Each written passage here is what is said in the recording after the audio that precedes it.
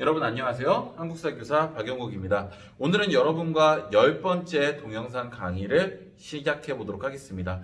오늘 동영상 강의는 기존에 들었던 여러분 동영상 강의와 조금은 다를 거예요. 기존에 들었던 동영상 강의들은 선생님이 주로 내용 전달을 이 동영상을 통해서 했다라고 하면은 오늘은 어떤 지식적인 내용을 여러분들에게 안내하기보다는 우리가 한국사에서 1차로 보는 수행평가에 대한 안내가 시작이 됩니다. 그래서 이 수행평가에 대해서 여러분들에게 그 배경이 될 수 있는 내용을 설명해 줄 거예요. 그리고 선생님이 이 수행평가를 통해서 여러분이 한국사 교과 그리고 미술 교과에서 전공 적합성을 좀 살려주고 싶어서 한국사 시간에는 어떤 것을 하냐면 여러분 진로와 관련된 것들에 최초로 우리나라에 어떻게 시작되고 어떻게 도입되었는지 그것에 대해서 조사를 하고, 그리고 그것에서 조사하는 것에 끝나지 않고 미술 시간에 그런 것에 대한 창출물을 제작하는 것까지 이렇게 쭉 일련의 과정으로 진행을 하고자 합니다. 그래서 한국사 지금 현재 수행평가 보고서를 잘 쓰는 것은 미술 시간에 여러분들이 작품 활동을 하는데 밑바탕이 되기 때문에 신중하고 그리고 꼼꼼하게 잘 작성해 주시기 바랍니다. 오늘은 선생님이 일단은 여러분들에게 근대 미술사의 과정을 간단하게 역사적으로 짚어서 설명을 하려고 해요. 그리고 선생님 강의 뒤에는 여러분 미술 선생님이신 고재령 선생님께서 이 전반적인 미술 작품과 미술 흐름에 대해서 또 설명을 해주실 예정입니다. 그러니까 잘 들어보세요. 자, 일단은 선생님이 세계사적으로 우리나라에 미술이 도입되고 근대 미술이 시작됐을 때 그 배경을 일단 18세기부터 잡아봤습니다. 이 18세기는 혁명의 시대라고 부를 수 있어요. 그래서 여러분들이 지금 우리가 삶을 살고 있는 이런 지적인 부분, 사회 사상적인 부분, 그리고 모든 이런 현상들이 18세기 혁명으로부터 그 전의 시대와 뒤바뀌었다라고 생각을 하면 좋을 것 같아요. 그래서 먼저 18세기에는 지적혁명이 나오게 됩니다. 그러면서 과학혁명이 시작이 되고, 이 과학혁명에서 가장 중요한 것은 이제는 상상하는 과학이 아니라 실험과 관찰을 통해서 증명할 수 있는 과학이 더 중요시 되는 거예요. 그 대표적인 과학자로서는 코페르니쿠스라든가 갈릴레이 그리고 뉴턴, 이런 사람들이 이 과학혁명 시기에 있었던 과학자들이고, 그리고 이런 사상가로서 계몽사상가 볼테르라든가 루소, 그리고 경제로서 이제 자본주의에 대한 개념을 드러내는 애덤 스미스라든가 이런 사람들이 18세기에 이런 지적혁명을 들고 일어나는 거예요. 이런 것을 바탕으로 사람들이 학습하고 사람들이 새로운 사상을 받아들이면서 내가 이전에 살던 모습처럼 살 필요가 없을 것 같은데 라고 하면서 영국, 미국, 프랑스에서 시민혁명들이 시작이 됐고, 그리고 이 경제사상의 도입으로 산업혁명이 역시 영국에서 시작돼서 유럽 전체로 퍼져나가는 시대가 18세기입니다.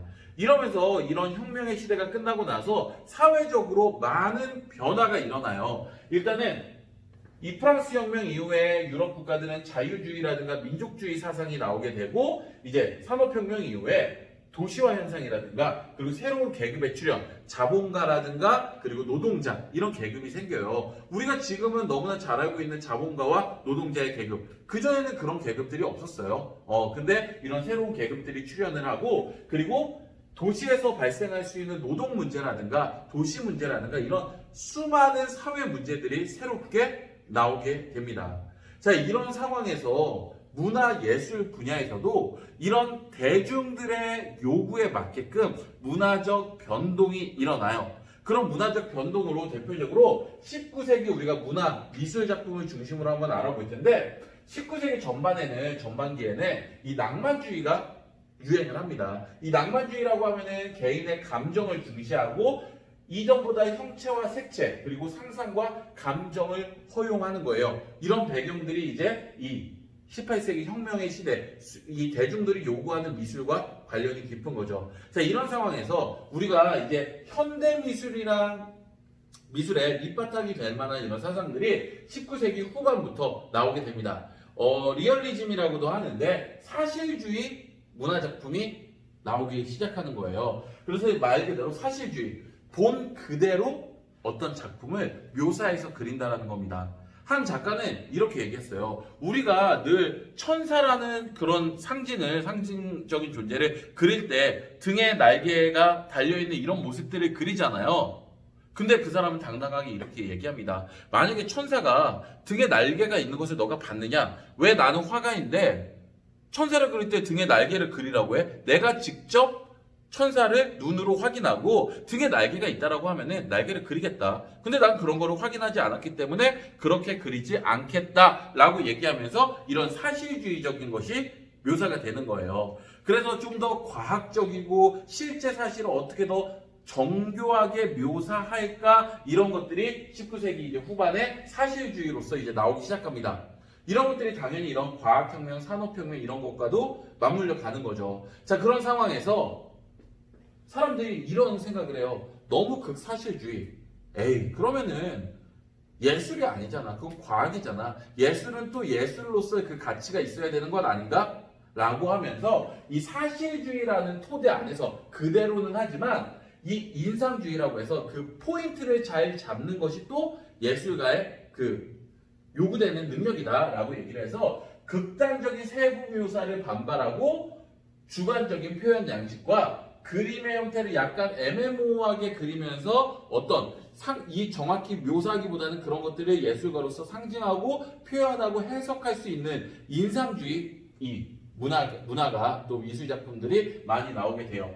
또 이런 인상주의가 계속 나오다 보니까 1890년대는 너무 또 추상적이지 않냐라고 하면서 형체와 구조만큼은 명확히 그려야 되지 않냐, 이런 얘기가 나오고, 이러한 것들이 토대가 돼서 현대 미술의 출발점이 되게 됩니다.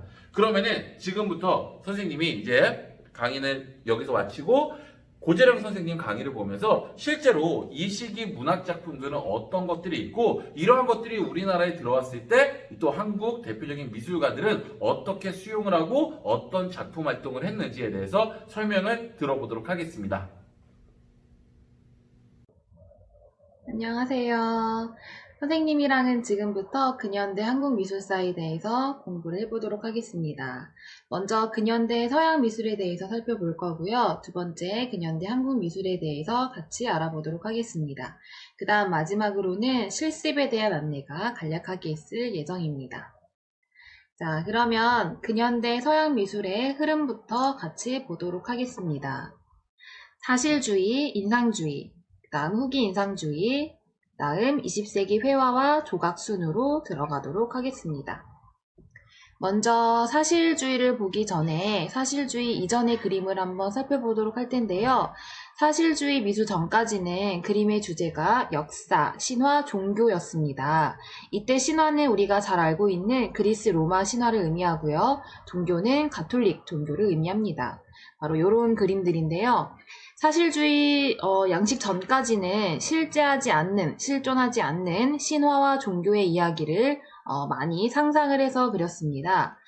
그러나 쿠르베를 대표로 하는 사실주의가 등장하면서 우리 주변에 실제하는 인물들의 이야기를 그림으로 그려내기 시작합니다. 자, 지금 사람들이 체질을 하고 있죠. 우리나라에도 이런 주변의 현실적인 이야기를 그림으로 그린 장르가 있습니다. 바로 풍속화인데요.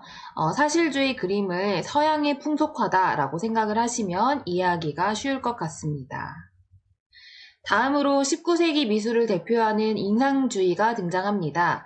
이 인상주의 그림은 나중에 한국 미술에 아주 큰 영향을 미치게 되니까요. 잘 살펴봐 주시기 바랍니다. 늘 미술이라는 거는 이전 양식에 대한 반발로 나타나게 됩니다. 예술가라고 하면 조금은 반항적인 기질이 느껴지잖아요. 그래서 인상주의는 자로 잰 듯이 정확하게 그리고 그 다음에 무엇을 그렸는지 주제가 명확한 그런 그림들에 반항을 하기 시작합니다. 근데 그 배경에는 사진기의 발달이 숨겨져 있습니다. 사진기가 등장하면서 더 이상 똑같이 그려내는 그림이 무의미해지기 시작하죠. 그래서 인상주의자들은 변화하는 빛을 그리기 시작합니다. 자, 이 그림은 굉장히 유명한 모네의 인상, 해돋이라는 그림인데요. 여러분들 해돋이 본 적 있으신가요? 해가 뜨는 모습을 지켜보면 안 뜰 것 같던 해가 정말 순식간에 떠오르는 것을 볼 수가 있는데요. 이런 자연의 변화하는 순간순간을 포착했던 사람들이 바로 인상주의 화가들입니다. 그래서 인상주의 화가들은 빛의 화가다라는 별칭이 있을 정도로 그 시시각각 변하는 빛의 움직임을 화폭에 그려내려고 굉장히 많은 노력을 기울였던 화가들이에요.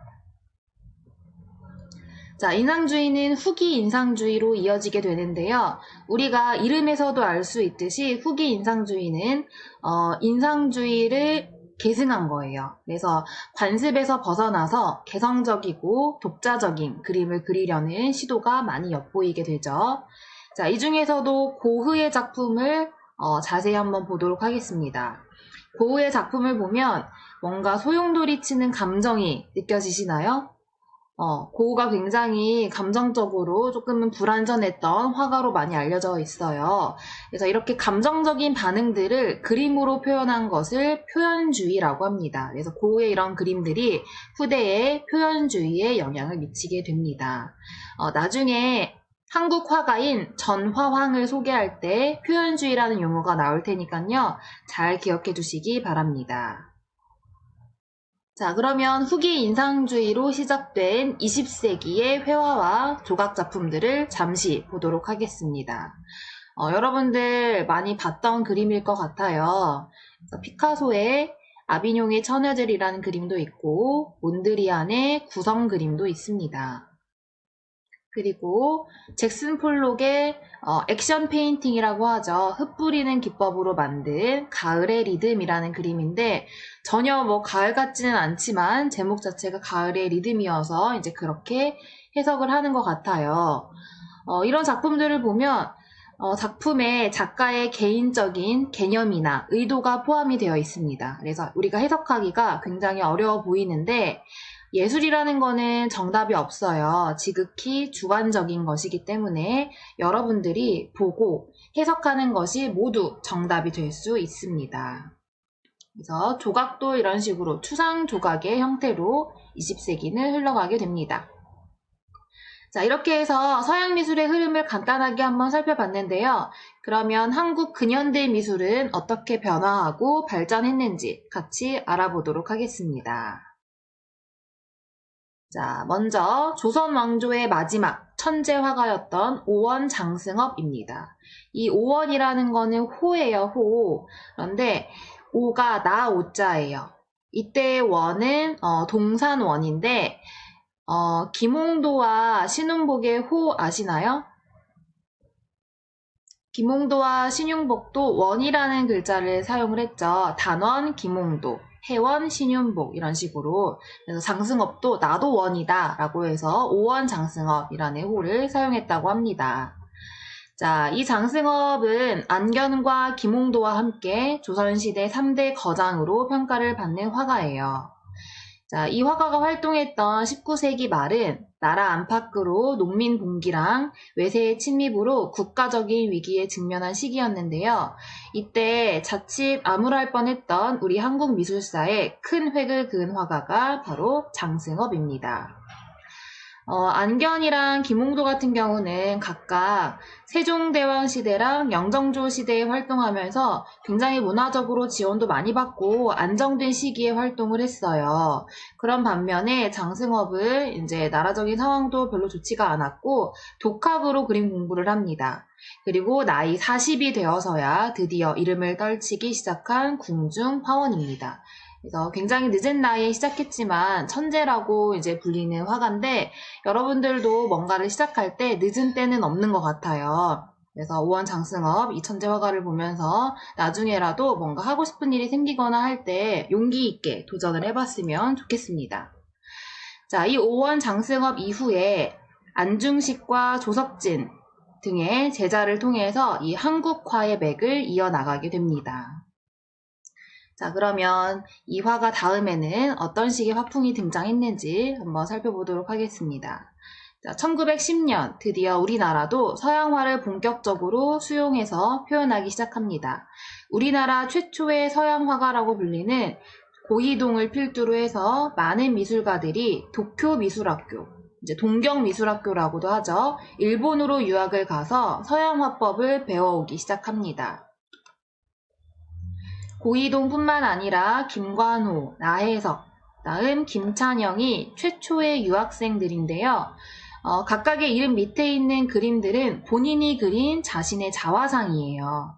이 자화상을 보면 뭔가 한국화 같진 않아요. 그쵸? 이전에 조선시대 때 그려졌던 인물 그림과는 전혀 다른 양상을 보이고 있습니다. 자, 이게 바로 조선시대 때 많이 그려졌던 초상화풍인데요. 인물의 눈썹, 털 한 올 한 올까지 그대로 표현하는 것을 일품으로 쳤던 조선시대 초상화랑 비교해보면 엄청난 진보와 발전이라고 볼 수가 있겠습니다. 자, 다음 1930년대가 되면 이제 2세대 일본 유학생들을 중심으로 외광파 화풍의 그림이 등장하기 시작합니다. 이 외광파라는 거는 일본의 화파예요. 아까 우리가 배웠던 서양의 인상주의의 영향을 받은 화파입니다. 그 인상주의 화가들이 끊임없이 변화하는 자연의 빛을 포착하려고 했던 화가였던 거 기억나시죠? 일본의 구로다 세이키라는 프랑스에서 유학을 했던 일본 화가의 영향으로 시작돼서 일본 화단이 외광파풍의 그림이 유행하기 시작합니다. 그래서 자연스럽게 우리 유학생들도 이런 흐름의 영향을 받아서 자연의 빛을 포착하고 아름답게 표현하는 그림들이 그려지게 됩니다. 자, 하지만 때로는 박수근 화가처럼 그 어디에서도 영향을 받지 않고 독자적인 화풍으로 그림을 그린 화가도 등장하게 됩니다. 민중화가라고 불리는 이 박수근은 우리 주변의 삶의 이야기를 한국적으로 표현해낸 대표적인 화가라고 볼 수가 있겠죠. 자, 다음으로 전화왕이라는 화가를 볼 텐데요. 이분은 제일한국인이에요. 제일한국인 전화왕 화가는 감정을 다양한 색채와 그림으로 표현을 했습니다. 분단 후에 민족의 슬픔을 표현한 그림들이 굉장히 많은데요. 작품을 자세히 보시면 색이 일정하지가 않고 마구마구 뒤섞여 있는 것을 볼 수가 있어요. 이런 식으로 감정을 다양한 방법으로 그림에 실은 화법을 아까 고흐의 작품에서 설명해 드렸듯이 표현주의 화법이라고 합니다. 자, 마지막으로 서양의 추상미술을 한국적으로 재해석해서 독보적인 예술세계를 정립한 김환기 화가의 작품입니다. 자, 한국의 근현대 추상미술가는 굉장히 많아요. 그런데 선생님이 이 김환기 화가를 소개시켜 드리는 이유는 한국 화가 최초로 100억이 넘는 낙찰가를 받은 작품이기 때문입니다. 자, 지난해 11월 홍콩 크리스티 경매에서 132억 원에 낙찰이 돼서 한국미술 최고가를 경신을 했습니다. 이 작품인데요. 이 우주라는 작품은 김환기 화가의 말년을 대표하는 아주 아름다운 걸작으로 손꼽힙니다. 이게 두 장의 그림으로 되어 있는 거고 두 장의 그림을 하나로 이렇게 붙여놓은 형태예요. 그래서 김환기 화가의 작품 중에 유일하게 대칭으로 두 개가 한 쌍으로 이루어진 작품으로 보시면 될 것 같습니다. 지금 갤러리 현대에서 온라인으로 김환기를 비롯해서 변관식, 도상봉, 천경자, 이후환, 박수근, 이중섭 등 근현대 거장들의 작품을 함께 전시를 하고 있는데요. 갤러리 현대 홈페이지에 들어가면 온라인으로 지금 전시가 진행이 되고 있어서 온라인으로 여러분들이 작품을 살펴볼 수 있을 것 같아요.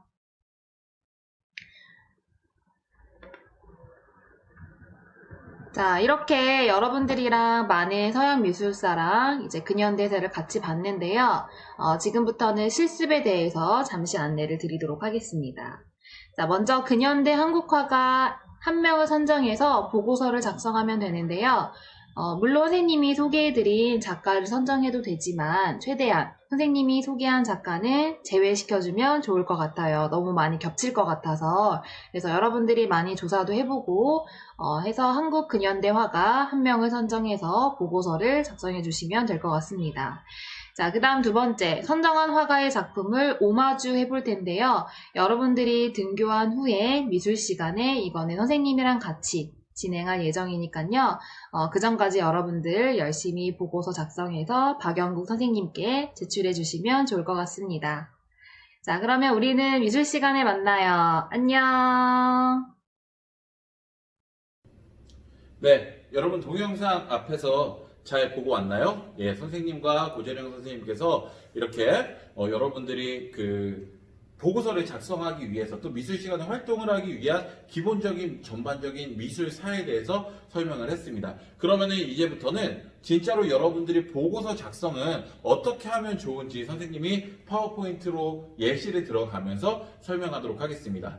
자, 먼저 그 보고서 양식에 보면은 여러분들에 대한 전공 진로에 대한 적합성을 알아가기 위해서 선생님이 첫 번째 질문을 이렇게 물어봤어요. 나를 알리기라고 해서 여러분이 2학년 때 선택한 디플로마 분야 그리고 진로 희망 분야를 적어내도록 했습니다. 그런 고민을 해요. 많은 학생들이. 그리고 실질적으로 선생님이 생기부 작성할 때 이런 것들을 바꿔달라는 친구들도 있습니다. 예를 들면은 선생님 저는 2학년 1학기 때 이런 분야와 이런 전공을 갖고 싶었는데 바뀌었어요. 어떻게 해요? 선생님 저는 아직 어떤 진로로 갈지 명확히 정하지 못했습니다. 첫 번째 답변.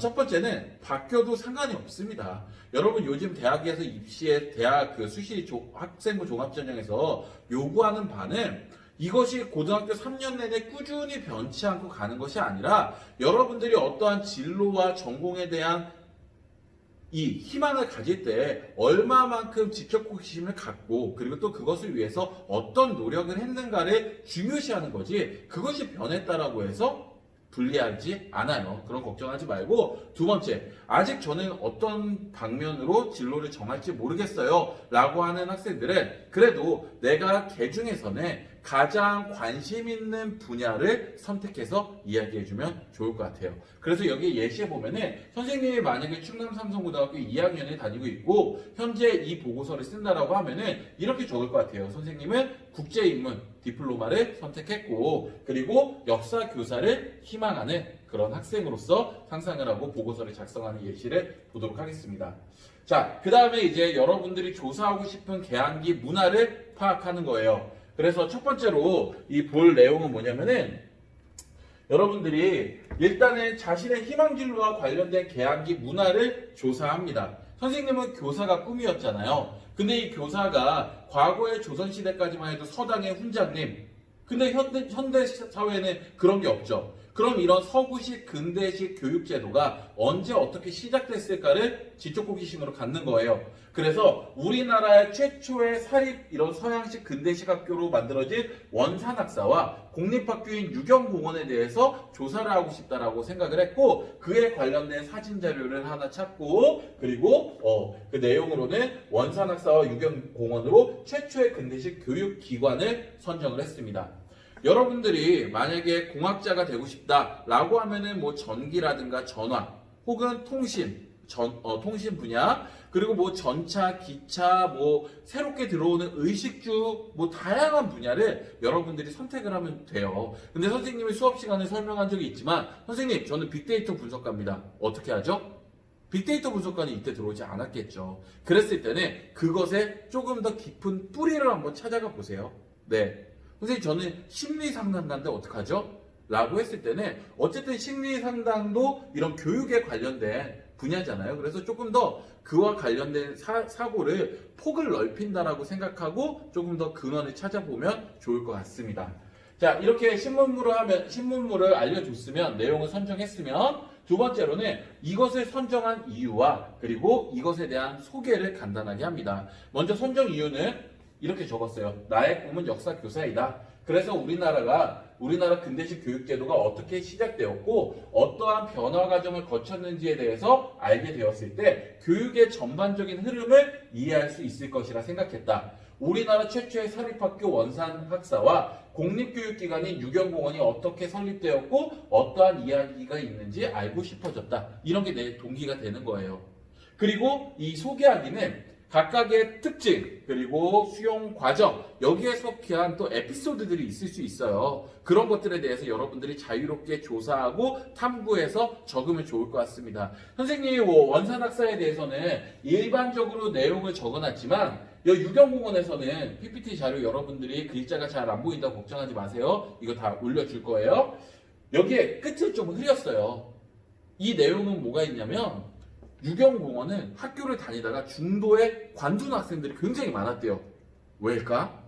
무엇이 그 전에 학교와 근대식 학교의 가장 다른 점이었기 때문에 학생들이 이렇게 적응을 하지 못했을까? 이런 것에 대한 에피소드가 있어서 이런 것을 알려주고 싶었던 겁니다. 그래서 이러한 것들을 소개하면 좋을 것 같고요.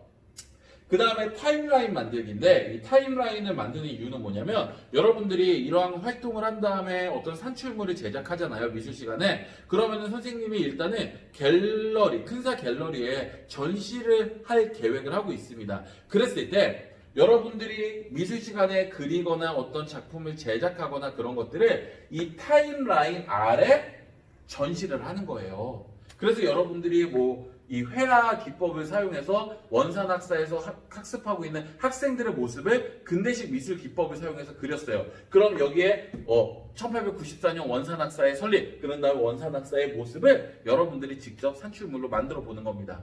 그래서 다양한 방식의 타임라인을 한번 쭉 제작을 해보면 좋을 것 같아요. 근대식 사립학교의 등장, 공립학교의 등장, 그 선교사들이 만든 학교들, 그리고 가보개혁 이후에, 그리고 전기가 우리나라 처음 들어왔을 때 전기회사의 설립 이후의 발전 과정들을 이렇게 쭉 타임라인으로 우리가 한 1940년대, 50년대까지의 과정을 적어 놓으면 좋을 것 같습니다. 그래서 이렇게 해서 우리가 개항기 신문물 조사를 끝났고, 두 번째는 여러분들이 조금 이런 전공 심화에 대한 활동을 위해서 선생님들이 여러분께 이렇게 전공과 관련된 역사를 알 수 있는 전공 도서를 하나 읽도록 하려고 합니다. 그래서 선생님이 만약에 역사 교사가 되려고 해요. 그럼 교육학 분야의 책을 읽을 수도 있지만 이렇게 신채호 선생님의 독사신론이라고 하는 책을 읽고 싶다라고 적습니다. 왜냐하면 나는 역사 전공자로서 당시의 새로운 역사의 방향이 어떤지 알고 싶었다라고 하면 좋을 것 같아요.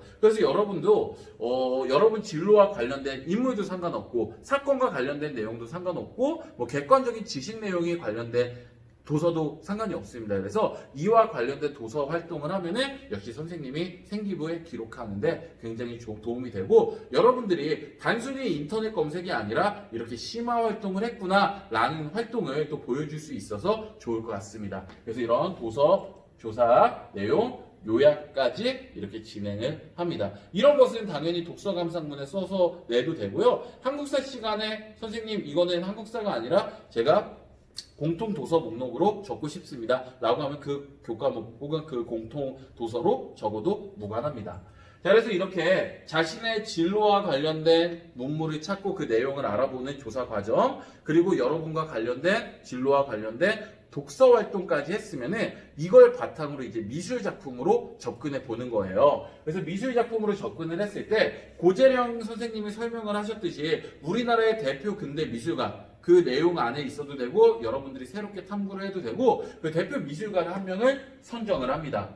그리고 그 선정 이유를 여기다 이렇게 적어주는 거예요. 선생님은 이중섭이라는 화가를 선택을 했고, 그래서 이중섭 작가를 선정한 이유를 이렇게 적어놨습니다. 그리고 이 이중섭 작가의 작품의 대표적인 작품이 소에 대한 그림이 있는데 이것을 어떻게 표현을 했다라는 것을 자료 조사를 해서 이렇게 설명을 해놨어요. 그럼 여러분이 이 보고서를 들고 미술 시간에 가게 되면은 미술 시간에 그 해당 작품을 오마주 해보고 해당 작품을 만들어보고 그려보는 이런 작업을 하면서 이 전반적인 한국사와 미술의 이 공통 콜라보 수업이 이렇게 마무리가 되게 되겠습니다. 자, 이 보고서 작성과 관련된 내용은 선생님이 수업 시간에 또 질문을 받고 여러분들에게 최대한 자세하게 또 설명을 해주도록 하겠습니다. 네, 그러면은 이 1차 수행평가와 관련된 이 긴 동영상은 여기서 마무리하도록 하겠습니다. 고생했고 다음 주 수업 시간에 만나면서 본격적인 실질적인 활동을 진행하도록 하겠습니다. 감사합니다.